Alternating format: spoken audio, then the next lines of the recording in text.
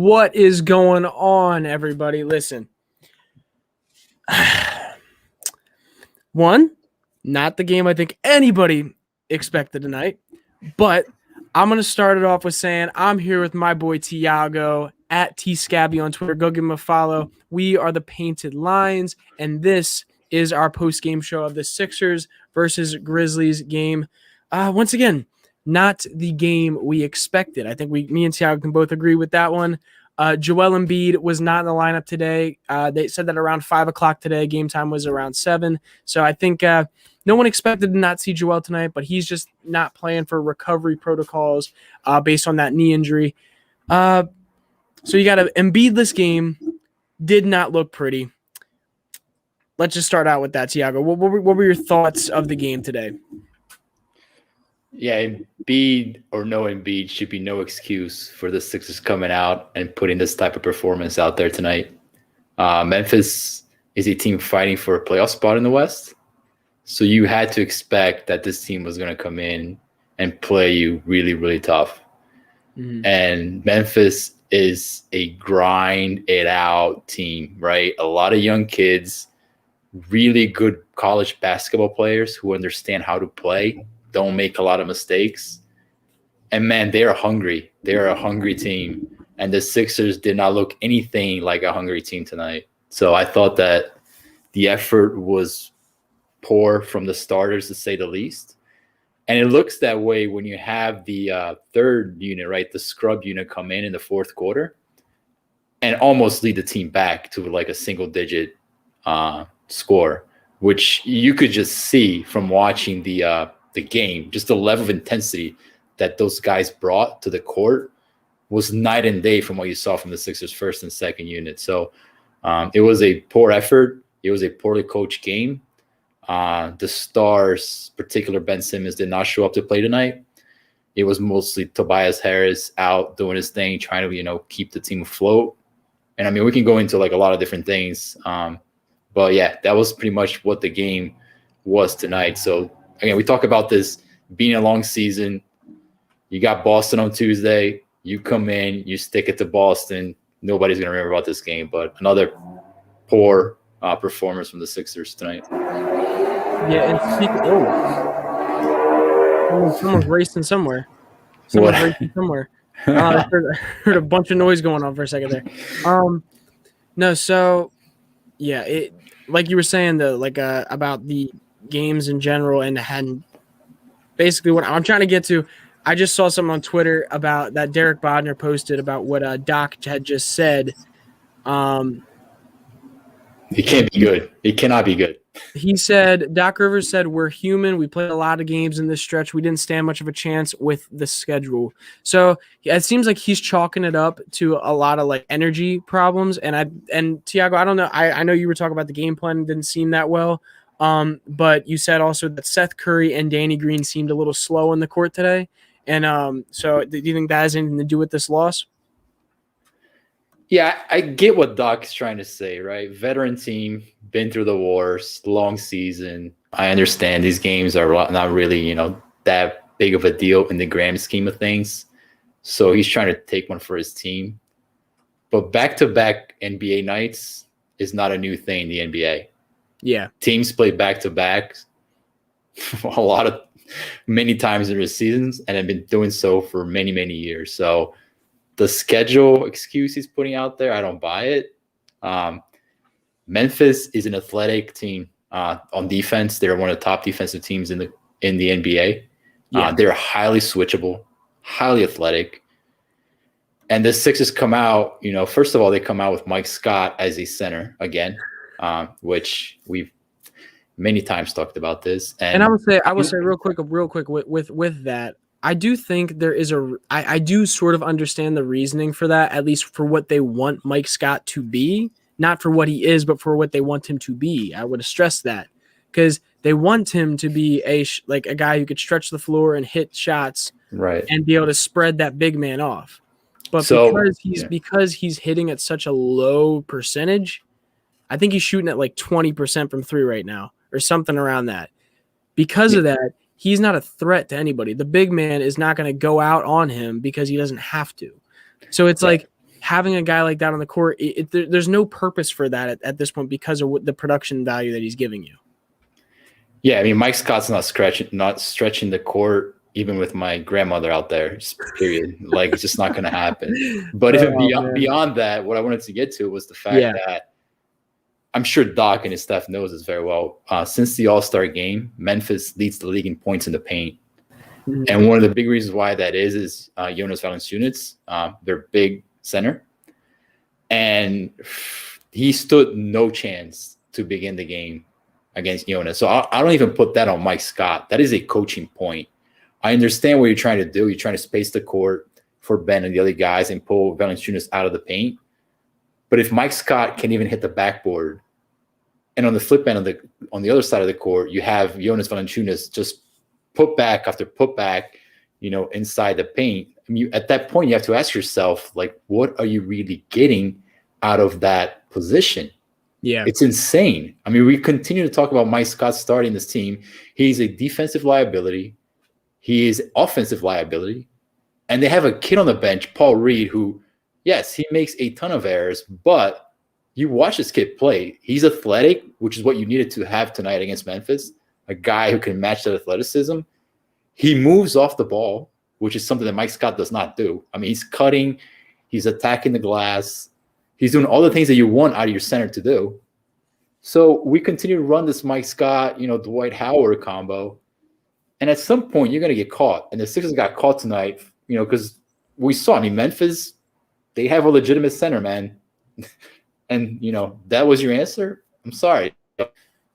Part of the loss tonight and the product that we saw out there, I thought it was a coaching thing. So, yeah, just not a good coaching game from Doc Rivers, in my opinion. Yeah, and I will say this is what Doc Rivers said about Paul Reed. He was just asked Rivers on whether he's given thought to more Reed at the small ball 5. He said, "No, I haven't. I like Paul, but I don't think he's ready." And I can kind of understand that in a lot of ways. I mean, I watched Paul Reed play every single game of this of his G League season, and he played the 5 role the whole time. And I think he was very good in that league. But a big issue that he had was his fouls.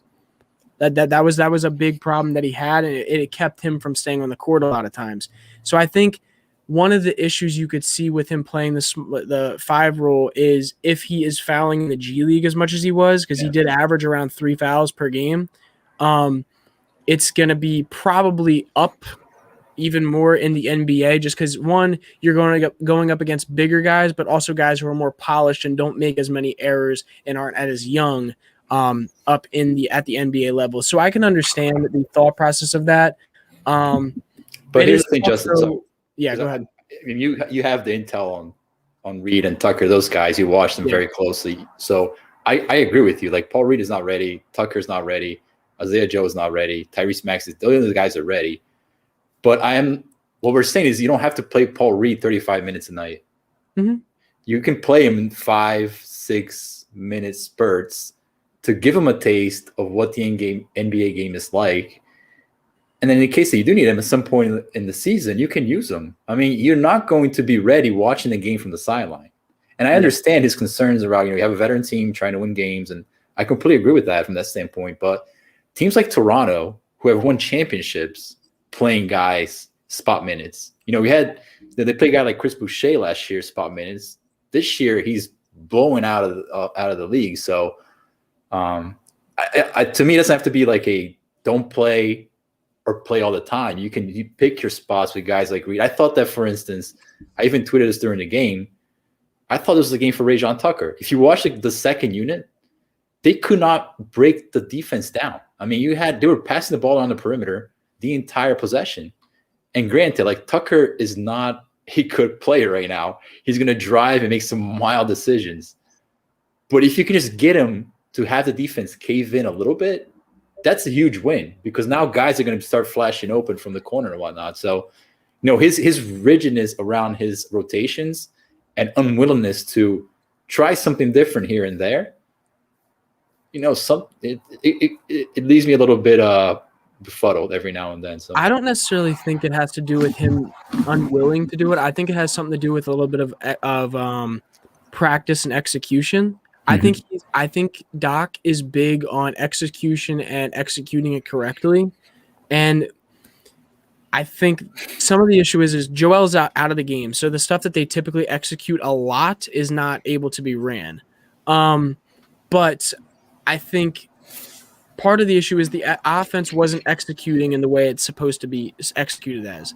A lot of shots missed from three-point territory. I mean, they shot, and hold up, because I just don't remember what exactly. They shot 23% from three tonight, shot 64% from the free throw line. They shot 23% on 34 threes and 64% on 28 free throws. So a lot of it, to me, seems like execution issues more than it does necessarily seem as bad offense, because I think his offense has shown to work against teams when it's executing. When they're shooting at least 38% from three to 40% from three, they're winning games. Yeah. And when Joel's in the game, they're generating more open looks. I should say the open looks thing is more of an issue when Embiid's not in the game, obviously. So just one more point on that, because I know people are. And it can lead into another conversation, because I know people are bringing it up on the chat. Yeah, we can get into that. We're not going to ignore the elephant in the room. The elephant in the room is the fact that Ben Simmons is playing like absolute garbage since the All-Star game, flat out. And before we get into it, I want to say what Doc said about it, because Austin just tweeted this out in the interview. So first, Ben Simmons had 7 points, 2 for 6 from the field, 3 for 6 from the free throw line, 7 rebounds and 4 assists in 26 minutes. Basically, Austin asked Doc what he sees with Ben Simmons struggling with sustained aggressiveness as a scorer, and Doc said he views Simmons as a facilitator, not a scorer. Says he's not concerned about Ben's scoring. And Austin said, I think that tells you a ton about how they want Simmons to approach the game. And I can't disagree with that. I think it does tell you a lot. Something that they have been having Ben do a lot with this offense is very facilitating based, especially when Embiid is not in the lineup. He's basically Ben Simmons is in charge of transition buckets and setting screens and getting guys open from three. Typically, that's what he's been in charge of. And so today it seemed like he was still trying to do that just based on statistical numbers. And it just seems like a lot of shots weren't hitting. I mean, your guys are supposed to be your best shooters in Green, Curry. Green had 6 points, 2 for 7. Curry was 1 for 6 with 3 points.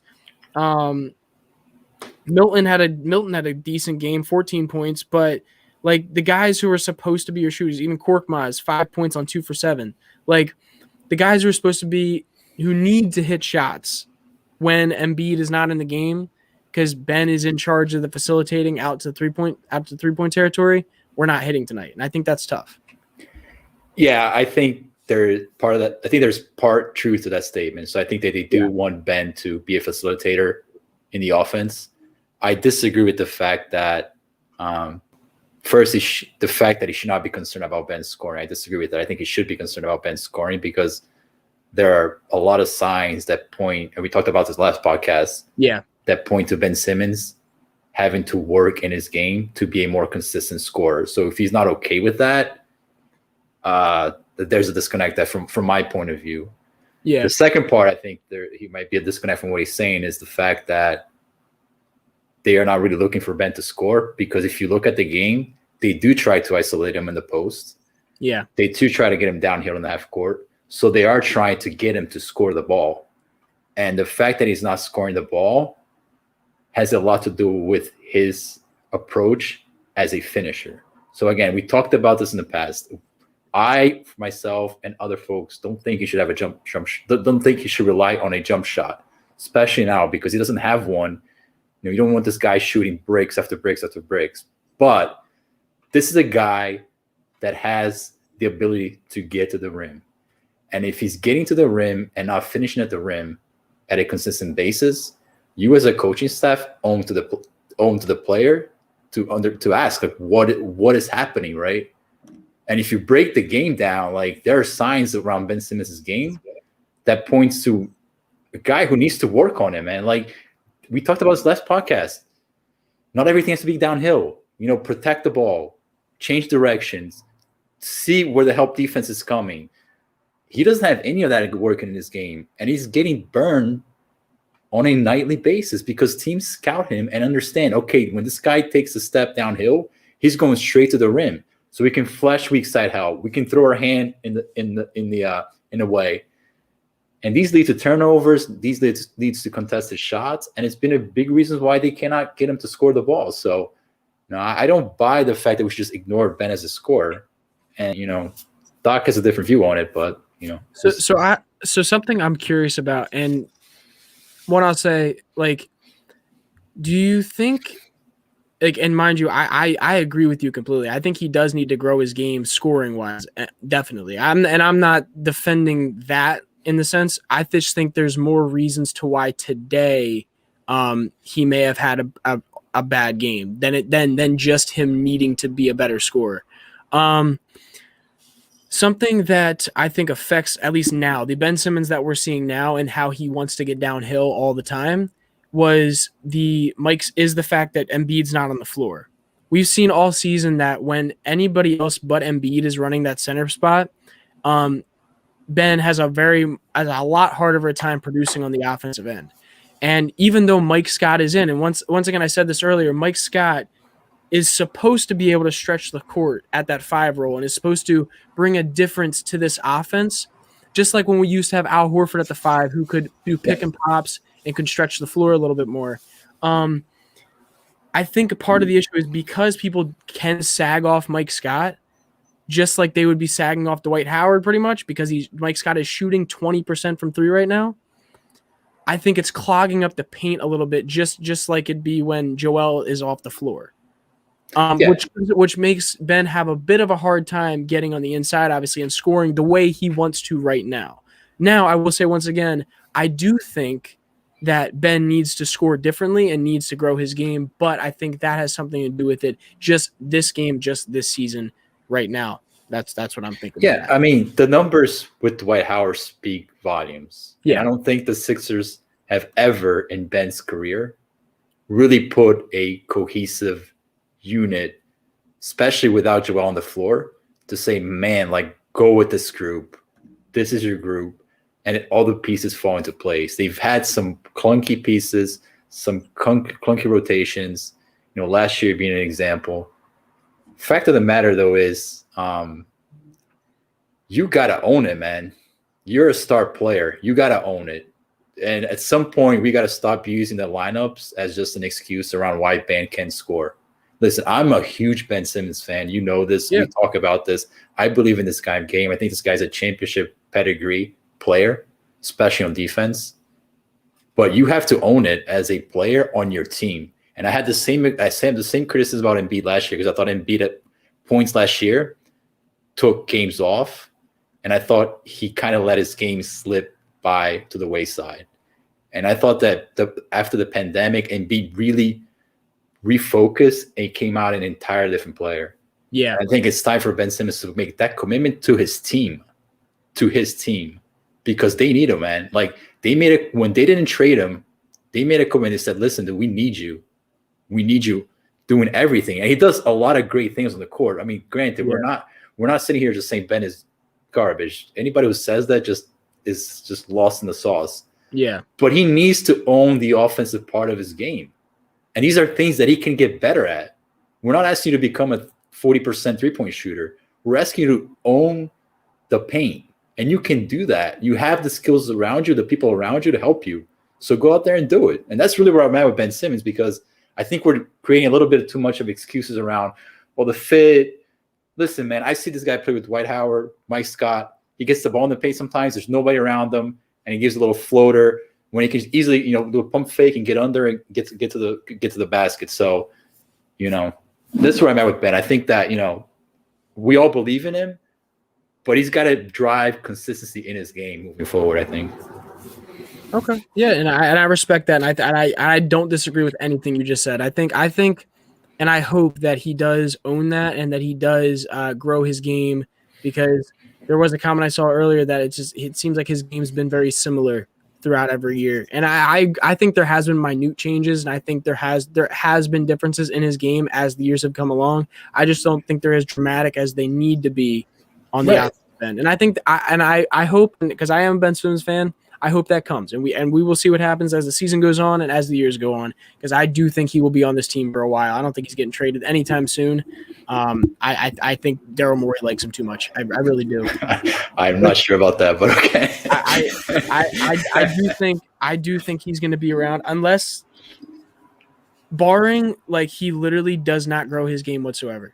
If he stays the same exact player as he does this whole season, even into next year, I think he's traded next trade deadline. But I don't see him not being able to grow his game. I don't. Yeah. Anyway, let's move past Ben Simmons, because we just spent like 15 minutes talking just Ben Simmons. And do you have any other like main takeaways about this game before we get into anything else? Yeah, I mean, it's really. Tobias had a really good game. I thought that, he just trying really hard to bring the team back. So, give him credit for that. I worry what I saw today in terms of a team that is highly switchable. So we talked about this at the beginning of the game. Athletic, highly switchable. I worry about even when Joel's back on the court. Now, so granted, if Joel's playing out there, it's a whole different ball game. You just dump the ball to Joel. He does his thing, gets a free throw line, whatever. But how the Sixers run offense when a team likes to play so much in your face. Like if you were watching Memphis, 5 athletic guys on the court, in your face, like pushing you out of every single set that you try to run. So the Sixers tried to run a lot of like high screens, free up guys in isolation, and Memphis was blowing everything up. I mean, the Sixers could not get into their sets throughout the game. So how the Sixers counter that is going to be something we'll be keeping an eye on, because, for instance, Miami, they can roll out a 5-guy highly switchable lineup now. They have Iguodala. Who else they got in the trade line? They got somebody else. I can't remember the name right now. Anyways, they have Oladipo and not Aldridge. Oladipo though. Yeah. So, anyways, Miami's a team that can roll 5 guys out. There are other teams that can do that. So how you counter that is going to be something to keep an eye on, because, you're going to keep running the same high screen pick and roll stuff. I don't know, man. I don't know. It didn't look good today. So obviously, again, we talked about Joel. It changes the conversation. Yeah, that's what I was about to say. I think like everyone freaks out when they think of like the small ball lineups other teams can run against us, but I don't think people think about enough that in big minutes, in a playoff series, however many minutes Joel's playing on the court, you're gonna they have to play to that. Like Joel is too dominant of a player to be able to run a small ball lineup on him, because you see it on every team the Sixers play against. And that now, like, it used to matter when the Celtics would run a small ball lineup against Joel Embiid, but now with how good Joel is offensively and how many 3-point shooters they have around him and how consistent they can be at times, and how Joel this year navigates double teams, it's damn near impossible for a team to play well and win a game against the Sixers and run a small ball lineup at a consistent basis, because of Joel's dominance. So I don't think that's as much of a problem as people may make it out to be at this season as it was in past seasons. But I do agree that if the Sixers can become more versatile at that big position or at that 4 position, it's going to make a very big difference in the lineups where Joel is off the 4, tonight, or like tonight, or when a bench unit rolls out. So I think that's important, and I think they do need to address that. I think Daryl has been in the works on trying to address that. I think the buyout market's been a little tough. Certain players, I think, have gone to situations that I don't think people expected them to. Yeah. And certain people have costed more in the trade deadline than I think people expected them to. So I think it's the deadline didn't hit exactly how people expected. And I think that somebody will be brought in eventually to play a more of a stretch 5 or a stretch 4 role to really have those lineups make more sense. I just think it hasn't happened yet. And that was one comment there. I thought it touched on it. George Hill's going to make a difference. If you watch extremely the 6th or 2nd unit, man, there's some nights you're like, get a point guard in here, please. Just somebody who knows what they're doing with the basketball. So I definitely think he's going to help. He's a guy who can break defenses down, make the right pass, switch, all those things. That'll also really assist when you have lineups like when Dwight's on the court and Matisse is on the court. instead of having Ben playing that point guard and point guard spot, when you have Matisse and Dwight on the court, you can have George Hill playing the point guard spot in big minutes because he will be able to run the pick and roll with Dwight, and you can then still have Shake on the court. You could still have Danny Green or Furkan on the court, and you're not going to run out of offense there. Yeah. You're always going to be able to have like a good matchup there because then you can have instead of having Ben on the court with them when Joel comes off, you can put George Hill on the court right when Dwight comes on. So I think that does make a massive difference for this team. So let's get in. Let's finish talking about this game in general, though. So overall, who was your player of the game for this game? It can be. We can say it's a Memphis player. We could say, how about this? Give me one Memphis guy and give me one Sixers guy. Man, it might take 20 minutes to pick a Sixers guy. I thought Paul Reed in his limited time played really well. He was really active on the offensive glass, defensively, got long arms. I mean, you've seen him in the G League. He's very disruptive. So I thought he played really well tonight. And man, like Memphis, if you watch college basketball, they just draft good college basketball players. Yeah, Brendan Clark, Xavier Tillman, Desmond Bain, even Grayson Allen, who was a pretty good college player. Well, he wasn't trying to trip guys or whatever. So shout out to the Duke Nation. So I think that they just know how to draft, man. Morant is like a legit star, but I do have a little bit doubts about his game, a little bit offensively. I think that, he has a long way to go offensively. If they can just get another star to go with Morant with that supporting cast around them in a couple years, watch out for Memphis, man. That team looks a little feisty right now. So definitely. So definitely. Yeah. So my player of the game, I'm gonna go Tobias Harris just because I think he deserves it. I think the guy has been consistent. Even tonight in the loss, he still put up good numbers. So I'm gonna go Tobias just because that guy is just Mr. Consistent, it seems like this year. So I'll go Toby. Yeah, overall, bad game. Bad game. Simple as that. Just I'm not looking into it as much as I think other people are. Once again, you didn't have your best player on the floor, and as much as Ben Simmons should be able to win these games, it seems like Doc Rivers is either protecting him or just doesn't see him in the role that we want to see him in. Hopefully that changes, and hopefully that gets better as the season goes on, or as seasons goes on. But we'll have to wait and see. And just real quick, I want to answer this comment that the Cleva said. So we're really waiting on a backup point guard to make a massive difference. So the thing is here is that it's not a massive difference because George Hill is going to come in here and do some insane stuff. It's a hole that needs to be filled. Basically, he's going to be better, marginally better, than the person and people that are playing his role right now and what he's doing. He's going to be better in the minute details. That's going to make it better in the big picture. It's basically what I think in that situation. And you got to think from the standpoint of like these are going to be close games in the playoffs. Yeah, you're talking about like one or two possessions, right? So that could be the difference between Shake dribbling the ball off his feet, or George Hill making a nice little entry pass to Joel Embiid for an easy basket. So and you also know the numbers on George Hill and the clutch numbers that come in with him. He's a very, very clutch player. He's not scared of the moment. He's been on multiple playoff teams and multiple playoff situations. Played with guys like LeBron James, Paul George. Played with a lot of like high level NBA players and was a starter on a lot of those high level teams. So he's a guy you can trust in the moment, and that's why I'm not gonna be surprised if he's in the end game lineups eventually. But yeah, I think. I'm not sitting here saying that he's going to make the difference. He's just going to make big differences in little places, if that makes sense. Yeah. I hope that makes sense to everybody. If not, tweet at me and I'll explain it. Or tweet at George Hill. Yeah. Like, why aren't you winning games, man? And I was told you're going to win games. And speaking of that, go follow Tiago on Twitter at tscabia. He also puts up some great articles on thepaintedlines.com. our website, so go check that out. Go follow me on Twitter at j_Persichetti for any Blue Coats updates. I'm also tweeting about Phillies stuff now, Sixers stuff as always, and Eagles sometimes. So definitely go follow me.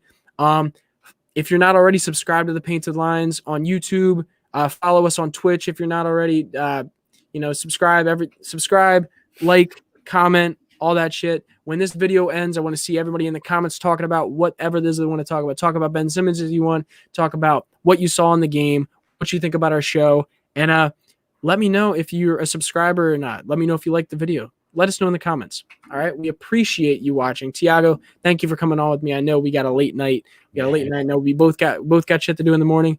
But guys, we appreciate you watching. Please, if you haven't already, like the video on whatever platform you're watching. And you know what?